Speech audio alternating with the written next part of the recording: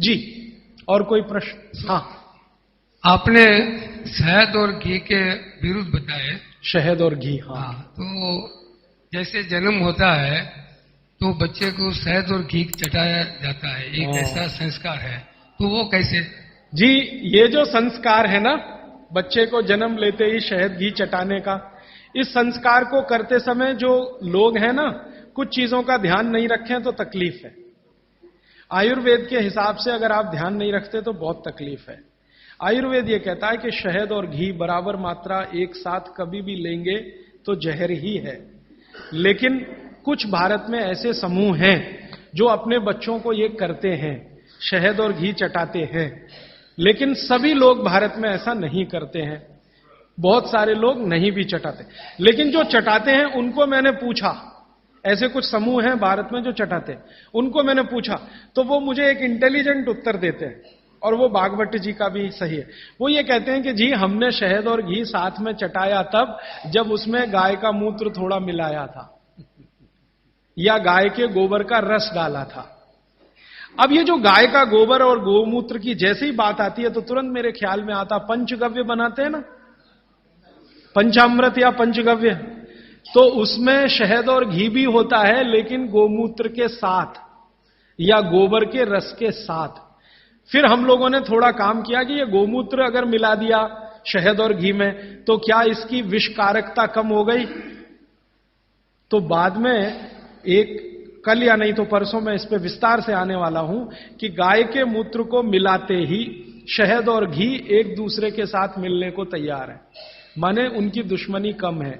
माने गाय के मूत्र में एक केमिकल है जिसका नाम है सल्फर। ये सल्फर दुनिया का अकेला केमिकल है जो दो विष के बीच में डालो तो दोनों को न्यूट्रल करता है, लेकिन खुद का प्रभाव बढ़ाता है, तो सल्फर बढ़ता है। तो कुछ लोगों को मैंने पूछा जो ये कर रहे हैं, तो वो कहते हैं हम बच्चे को शहद और घी चटाते हैं लेकिन थोड़ा गोमूत्र देकर, माने थोड़ा गोमूत्र एक बूंद या आधा बूंद मिलाकर, तो शायद उनके लिए वो अनुकूल पड़ता हो। लेकिन आप ये ना करें, ये मेरी विनती है। आप इसको, बच्चे को अगर चटाना है तो खाली घी चटा दें, अगर चटाना है तो खाली शहद चटा दें, शहद और घी मिलाकर ना चटाएं।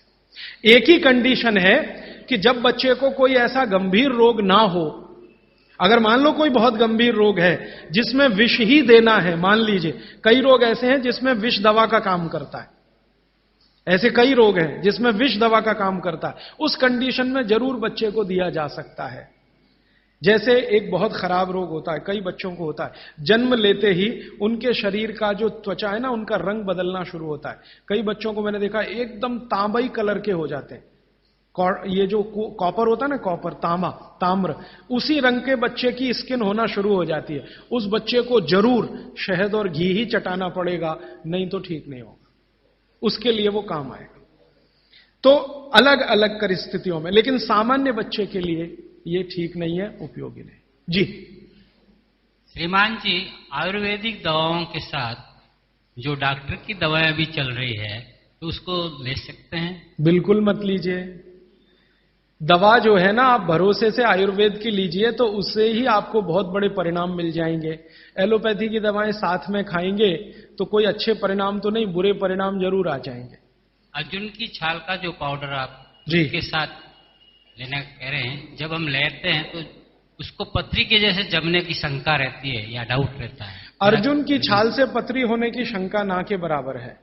पथरी होने की शंका एक ही चीज में है कि अगर आप चूना ज्यादा खाएं तो।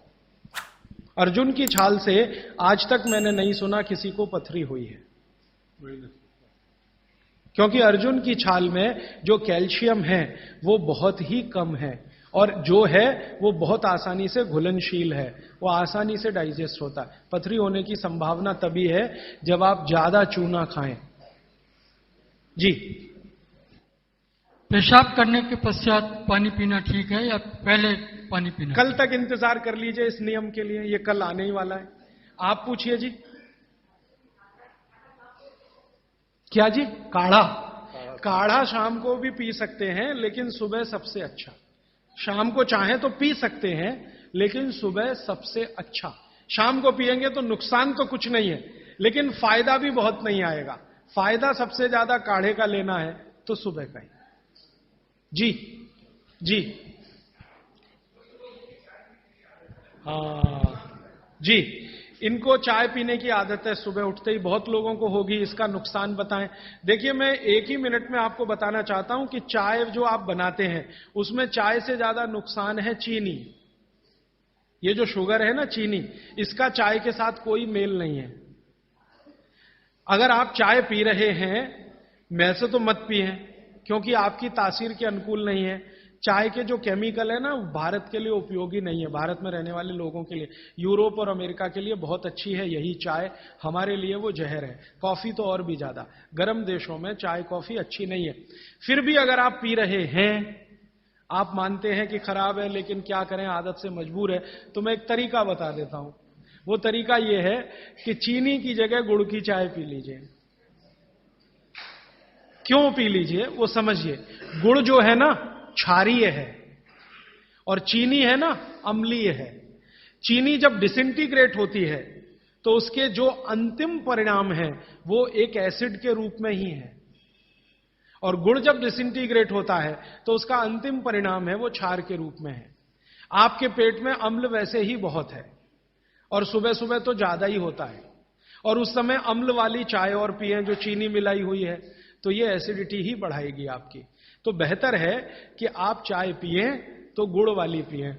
अब गुड़ वाली चाय जब पिएंगे तो दूध नहीं डाल सकते उसमें, क्योंकि दूध फट जाएगा गुड़ से, क्योंकि दूध और गुड़ की दोस्ती नहीं है। तो फिर बिना दूध की चाय पिए।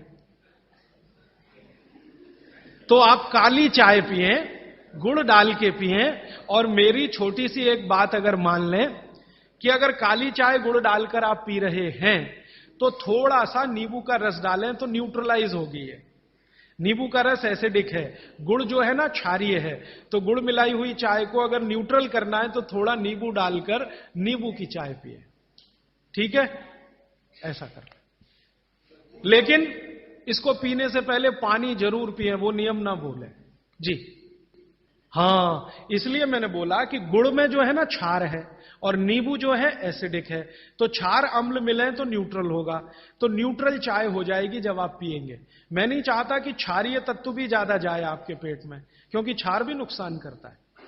तो गुड़ डाल दिया तो क्षारपन आया चाय में, तो थोड़ा 2-3 बूंद नींबू के रस की डालिए तो फिर न्यूट्रल हो जाएगा, वो आप पिए। तो जीवन भर आप बिना किसी दुख और तकलीफ के पी सकेंगे उसको। और अगर आपको बन पाए तो हरे पत्ते की चाय ही पिए। ये जो चाय आती है ना बाजार में, टी डस्ट, ये आप में से किसी के लिए भी अच्छी नहीं है। आपको अगर पत्ते वाली, हरे पत्ते वाली चाय मिल रही है तो वो कम से कम इतना जरूर फायदा है कि वो एंटीऑक्सीडेंटल प्रॉपर्टी वाली है, क्योंकि हरे पत्ते को सीधे निकालकर सुखाकर आप बना रहे हैं। तो वो इससे बेहतर है जो चूरे वाली चाय आप पी रहे हैं, थोड़ी बेहतर है जी। कई देशों में हमने देखा है कि भोजन लेते समय वज्रासन में बैठ के भोजन लेते हैं। तो ईस्टर्न कंट्रीज में करते हैं, इंडोनेशिया में, मलेशिया में, थोड़ा सा मंगोलिया में जाएं तो वहां भी करते हैं। वज्रासन में बैठकर वो लोग भोजन कर सकते हैं, आपके लिए उतना अनुकूल नहीं है, क्योंकि आपको भोजन के बाद वज्रासन करना अनुकूल है। भोजन करते समय आपके लिए सुखासन या उकड़ू बैठकर आसन वही अनुकूल है। अब ये क्यों है, एक दिन रुक जाइए, परसों मैं एक्सप्लेन करने ही वाला हूं। और मैंने ये भी नोटिस किया है कि यहाँ के लोग भोजन लेने के बाद शहद लेना वाजिब समझते हैं, इसलिए क्योंकि डाइजेशन में हेल्प करता है। लीजिए ना, मैंने मना नहीं किया, लेकिन जैन दर्शन का पालन अगर आप कर रहे हैं तो मत लीजिए। और अगर आप जैन दर्शन में पालन नहीं कर रहे हैं अपने जीवन को, तो आप शहद लेने के लिए स्वतंत्र हैं। जैन दर्शन में है तो मैं स्ट्रिक्टली बोलूंगा ना करें, क्योंकि उसमें हिंसा और अहिंसा की बात आएगी। शहद जो है ना जीव राशियों का समूह है, और बड़ी मक्खी के शहद में ज्यादा जीव राशियां। पानी कितना लेना चाहिए ये सबके लिए अलग अलग है, तो इसका सूत्र बता देता हूं। हर व्यक्ति को कितना पानी पीना चाहिए, आप अपना वजन करिए। वजन अगर 60 किलो वजन है तो 10 से भाग दीजिए इसमें, तो 6 आएगा, और 2 घटा दीजिए, तो आप 24 घंटे में 4 लीटर पानी पी सकते हैं। अगर 70 किलो वजन है तो 10 से भाग दीजिए, 7 आएगा, 2 घटा दीजिए, तो 5 लीटर पूरे 24 घंटे में पानी पी सकते हैं। किसी का वजन 40 किलो है, 10 से भाग दीजिए, 4 आएगा, 2 घटा दीजिए, 2 लीटर पानी पूरे दिन में पी सकते। हर व्यक्ति अपने वजन के हिसाब से पानी तय कर ले।